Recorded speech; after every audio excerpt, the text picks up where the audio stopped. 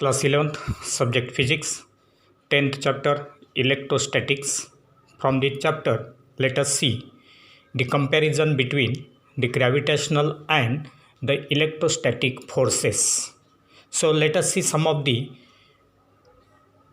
points of similarities as well as points of difference between the gravitational force and the electrostatic force.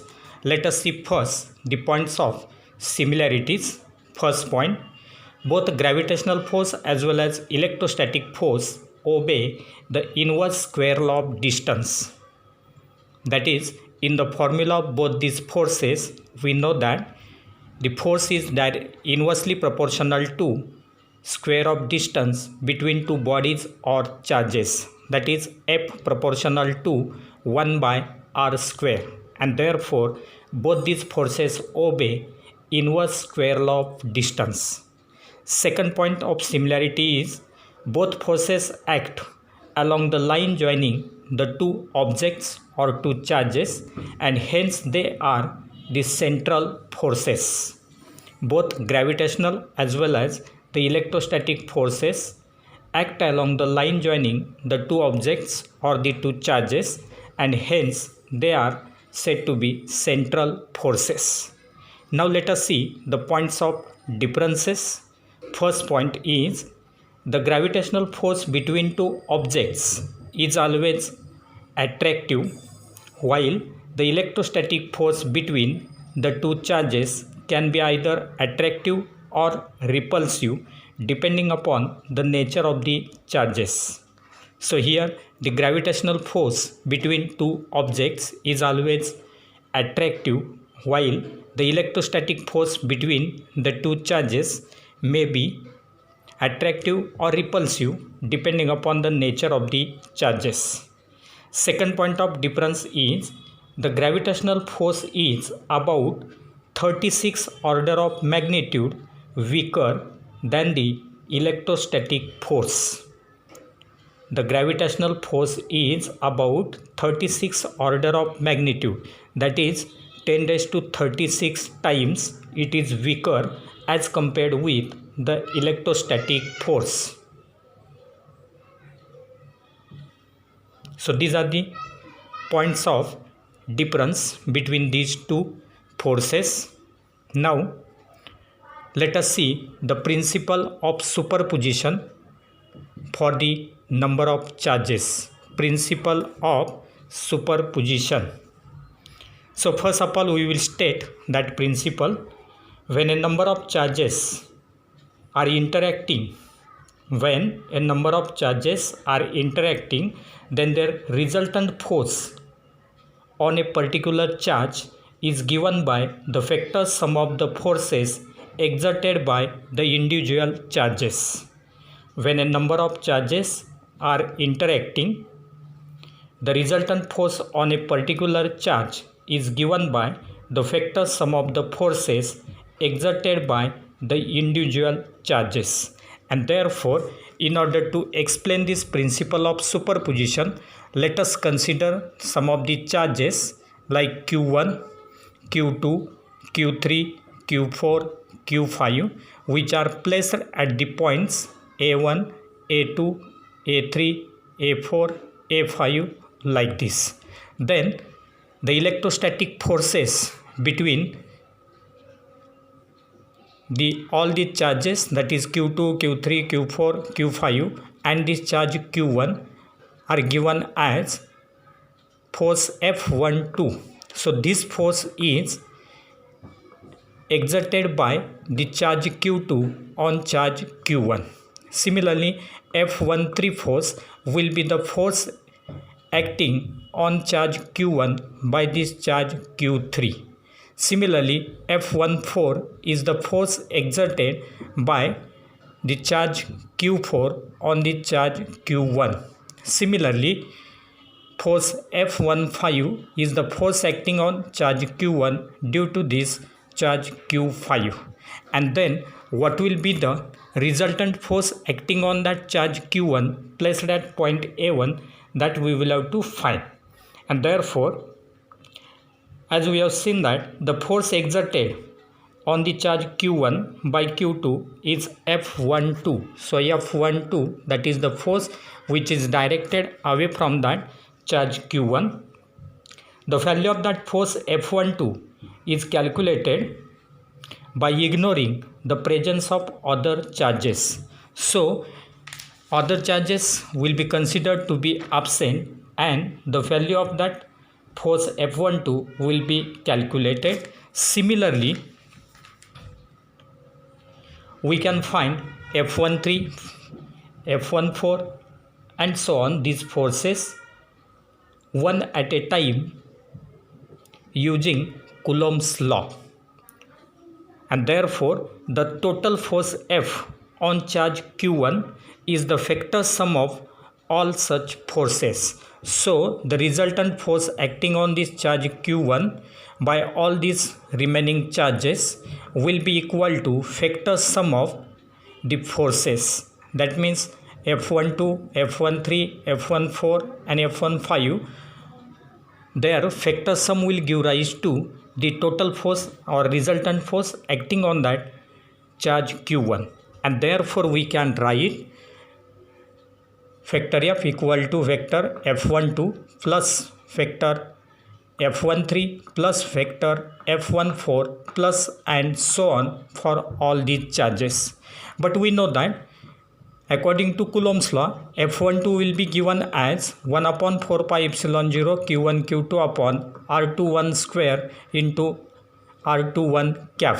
So this will represent the unit vector from charge Q2 to charge Q1, and this will be represent the distance, and therefore total force F will be equal to 1 upon 4 pi epsilon 0 Q1 Q2 upon R21 square into R21 cap plus 1 upon 4 pi epsilon 0 Q1 Q3 upon R31 square into R31 cap plus 1 upon 4 pi epsilon 0 Q1 Q4 upon R41 square into R41 cap and plus so on. So these are the individual forces exerted by Q2, Q3, Q4 on charge Q1.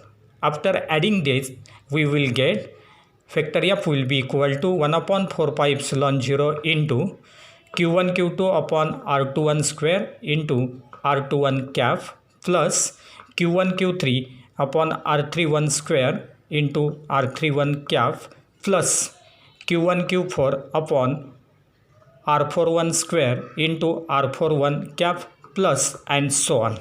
So these are the values of the forces.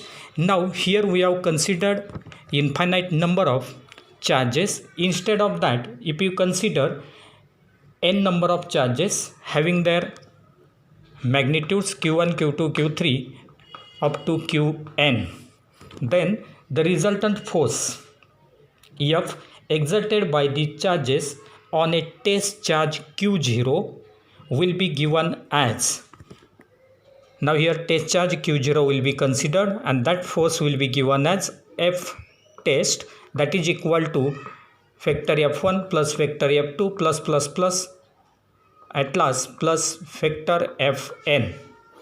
Then in short it will be written as F test is equal to summation n is equal to 1 to n Fn. So this will represent the sum of all the forces, all these forces, and already we have seen the expression for the total force.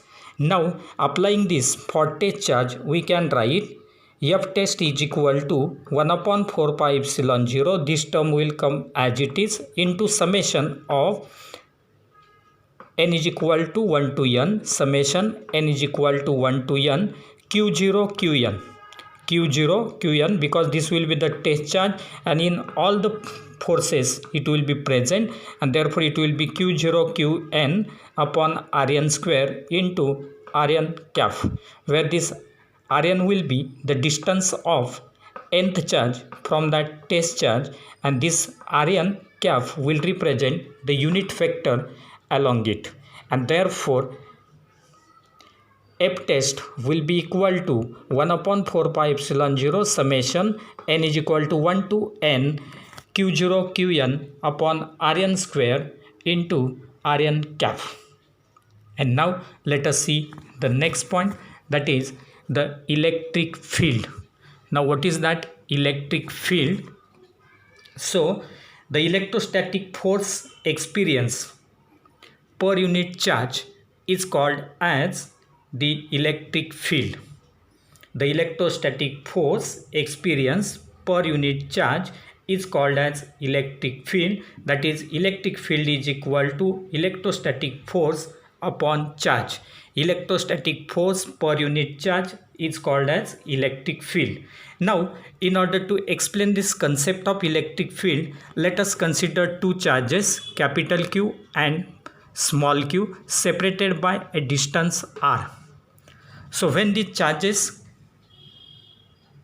capital Q and small q are separated by distance r, then between these two charges there will be Coulomb force, and which will be given as that Coulomb force between these two charges QQ will be given as F is equal to 1 upon 4 pi epsilon 0 QQ upon r square into unit vector r.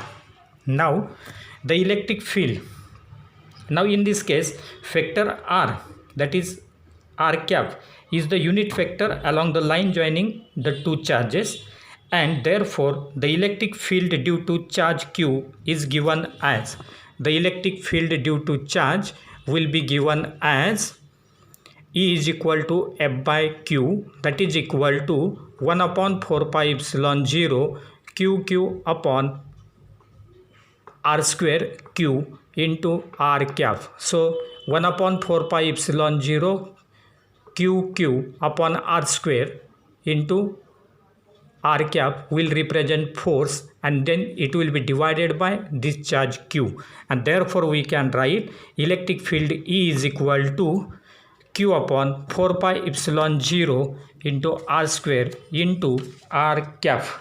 So this expression will give us the electric field due to that charge q. Now if you consider this electric field, then the Coulomb force acts across any empty space, that is vacuum or free space, and does not need any intervening medium for its transmission. So Coulomb force will be present anywhere in vacuum or in free space also, and therefore the electric field exists around a charge irrespective of the presence of other charges.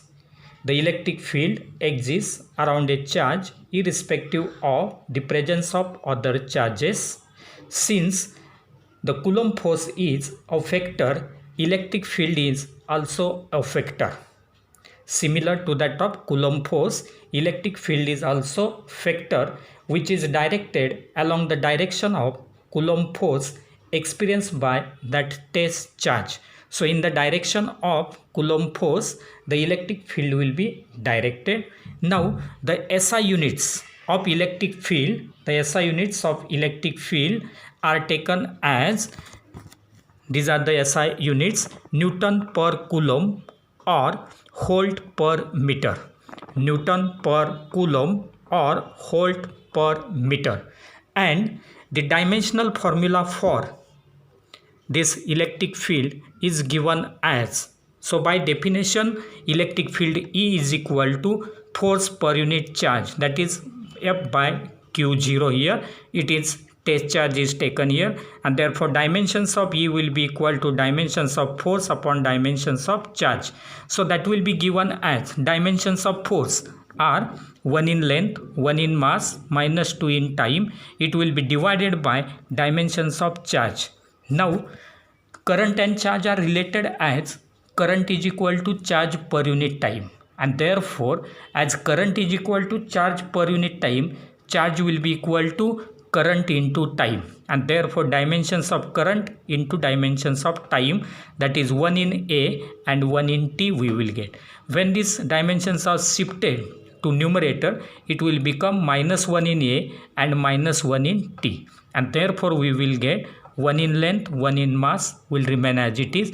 Already here there is minus 2 in time and then this minus 1, so that it will become minus 3 in time and minus 1 in A. So 1 in length, 1 in mass, minus 3 in time and minus 1 in current. These are the dimensions of electric field.